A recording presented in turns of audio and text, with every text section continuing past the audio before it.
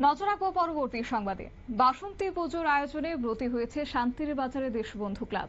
অবশ্য 61তম বাসন্তী পুজোর আয়োজনে তারা ব্রতী হয়েছে এবং সেই সঙ্গে বিশেষ থিমের উপর তারা এই বছর বাসন্তী পুজো করছে। অবশ্য সামাজিক কর্মসূচির মধ্য দিয়ে শান্তির বাজার দেশবন্ধু ক্লাবের 61তম বাসন্তী পুজোর আয়োজন এবং অন্যান্য বছরের ন্যায় এবছরও তিথি অনুযায়ী বাসন্তী পুজোকে কেন্দ্র করে বিভিন্ন সামাজিক কর্মসূচির পাশাপাশি মায়ের আরাধনায় মাতোয়ারা হয়েছেন শান্তির বাজার দেশবন্ধু ক্লাবের সদস্যরা।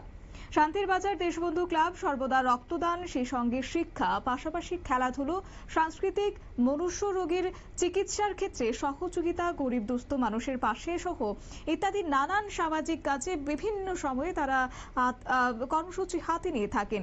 তাই শান্তির বাজার মহকুমার লোকজনের সুখ দুঃখে সর্বদা পাশে থাকেন ওনাদের মানসিকতা নিয়ে শান্তির বাজার দেশবন্ধু ক্লাব। তাই এই ক্লাবের উদ্যোগে অন্যান্য বছরের ন্যায় এই বছরও 61তম বাসন্তী পুজোর আয়োজন করা হয়েছে শান্তির বাজার অটল স্মৃতি মার্কেটে।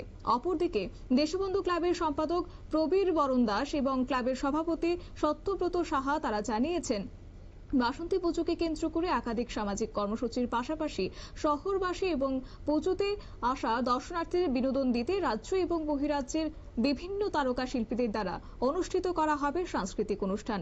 পাশাপাশি অষ্টমী পুজোকে কেন্দ্র করে অন্যান্য বছরের ন্যায় এই বছরও সমস্ত দর্শনার্থীদের জন্য পুষ্পভোগের আয়োজন করা হবে।